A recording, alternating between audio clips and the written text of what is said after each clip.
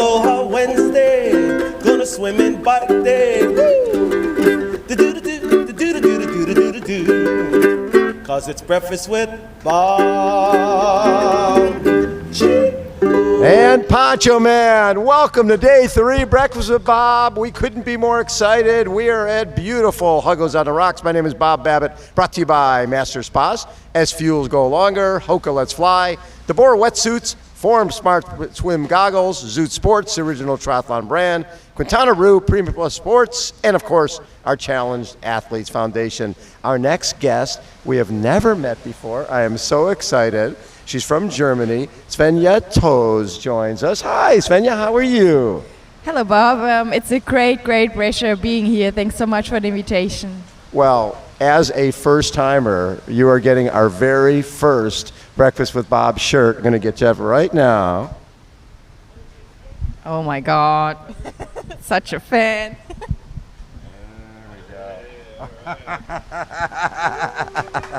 Thank you so much. So cool. I love your background. So you obviously grew up as a triathlete. You swam, bike, and run as a kid, all that stuff. No, none of that stuff. Definitely not. Like, I was a normal teenager, maybe even more than a normal one, like partying a lot, being really lazy, taking the bus for only like half a mile or even less. I didn't want to walk. I didn't want to take the bike. I actually just didn't do any sport. And you were a flight attendant, Condor Airlines. 2012, you win a competition from Condor Airlines, and the prize was to participate at 70.3 Mallorca. Yeah, that's actually right. And the only reason why I actually started doing this lottery from Thomas Cook in the past was because my mother was always telling me, Svenja, you are so lazy. Look at the other kids. They have so much fun doing sport. You should do something. And so you didn't swim, bike, or run? No, nothing. Like I learned swimming in school, of course, but it was more like paddling in the water. And you ran with your dog a little bit? Yes. Then I got my dog. It was a Dalmatian, like biggest love of my life for sure. She's dead like a lot of years already. But yeah, she took me out and gave me the joy of like a run, walk, and then at the end I could actually run. Like compared to the day, it was not a run, but compared to the past, it was a run. So you go to this event, you join a tri club, and at the beginning you felt like you were drowning when you were swimming. Yeah, like the first swim session was so exhausting. It was only 30 minutes, and when I came home, I told my mother, oh my gosh, like I can't compete 1.9 kilometers for the 70.3 Mallorca. Like how am I going to be that, going to do that? And yeah, I was so enthusiastic, and I really wanted to finish the race. So I was just training every single day in every single location where I was flying to with my airline. That is the best. I love that. And so how did you do in that first race? Yeah, that was actually really cool as well. So that was the age group 18 to 24, and I came in second and qualified for the 70.3 World Championship in Vegas 2012. And so you feel like, oh, this sport's pretty easy. That was actually how it felt. And then I went to Vegas, and like the big surprise was there that I won my age group. And then I was like, oh, it's really easy. It is the best. And then your first full was on Mallorca. You win your age group there, yeah. And then 2015, your first full. Which one was that?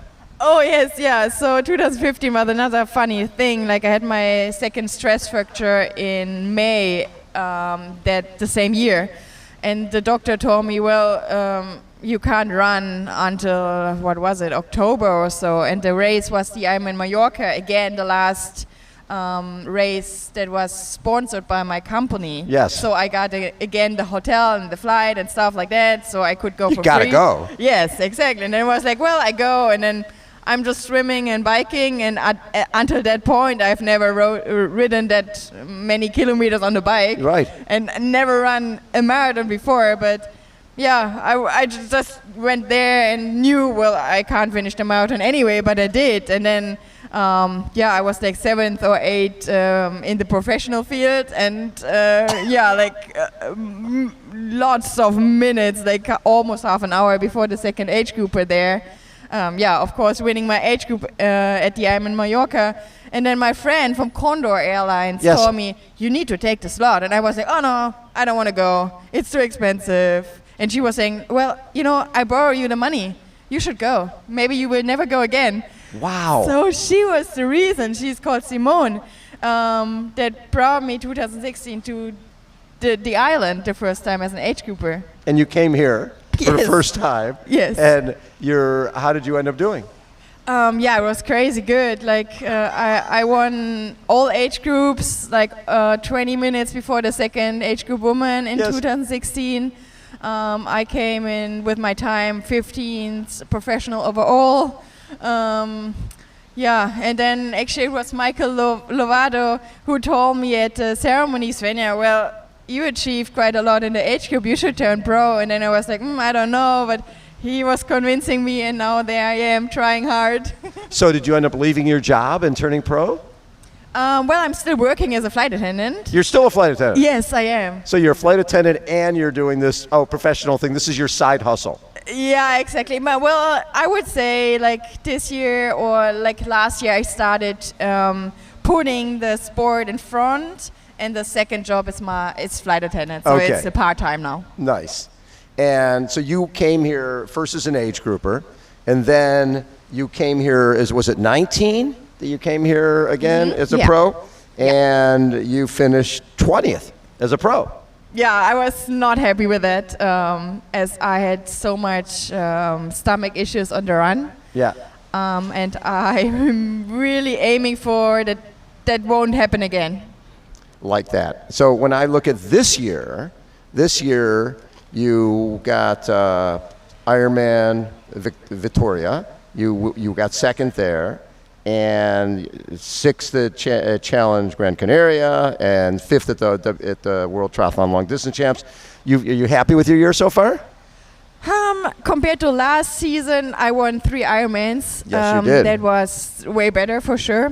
But I actually did 5 long distance races last year, and in total 15 races. I was looking at that. You won Challenge Malta, you won the Upland Tri, you won Ironman Nice, you won Ironman Ireland, Ironman Italy? Yes. Oh my God, that's a career. You did a whole career in 1 year. I know, last year it was the year of my life as I wanted to stop doing the sport after the pandemic, and I split up with my coach and boyfriend. So I was really upset and didn't make any money, and then I was saying, well, that's the last chance to go. And then I tried so hard, I put everything on one card and suffered in every single training session, more than even necessary probably, and I'm still tired from last year. I really need to say that, but that's why I didn't do so many races this year. Well, it's a good move. So you feel a little fresher after not doing as many races? Yes, definitely. I was shuffling last year. But you know what? When you look at Ironman Italy and you swim 58, you ride 433, you run 257, go 837. That's impressive stuff. That's something. You put a race like that together here. Well, that would be great. Different conditions. What are your goals for here? As in 2016, I have a lot of issues with my legs, actually. I can't run properly. Have pain with my hips and the left leg. I really hope that a wonder will happen. But I mean, in 2016, I had a similar preparation. And I was not as fit as now, and I was still running a 3:14 on the marathon. So I have still hope that something will pop up and there will be a good race. So the goal is for sure, my weakest discipline, swimming, having a good swim under 1 hour is definitely the aim. Yes. Then hopefully being in a good group, at least until Harvey, and then on the run just going. Pushing through and no walking breaks and stuff like that, no stomach issues, and yeah, that's the aim, and having a great race and a tiny little bit of fun as well. So, but you're still at this point still balancing both working and professional athlete. Yeah, exactly. I'm still working. Yeah. Smart move. Thank you. You probably get discounts when you travel. That helps. Yes, super happy with my airline. It's the best employee. Is it called employee? No, Yeah, it's employee. I can imagine. Yeah, like the staff is perfect. CEO is perfect. Like from the beginning when I started in 2011, I can't say any bad word about the company. You come from Germany where triathlon is very important, right? It's an important sport. You've got Annie Hogg. You got so many great male champions over the years. So growing up, you knew none of that, I'm guessing. You had no idea who any of this stuff was because you weren't involved in that world. No, like when I started in 2016, I didn't know who was Sebastian Kienle, who won in Las Vegas. Yeah. In 2012, who won in Las Vegas. Only when I came to the island in 2016, I started checking the professionals. Like the first 4 years of doing the sport, I had no idea who is a professional and what's the difference between an age group and a professional. No idea. What was the difference when you went from age group to pro? Because age group, it's with the age groupers, you can all be friends and sort of hang out. And what have you seen as a difference going from age group to pro? Hey man, that's such a good question. As I was so surprised when I turned pro, suddenly this friendship kind of thing changed. And I was like, what's happening here? Everybody's smiling at each other, but it's not a friendship. Like, it's more like being kind to each other, but it's a different atmosphere.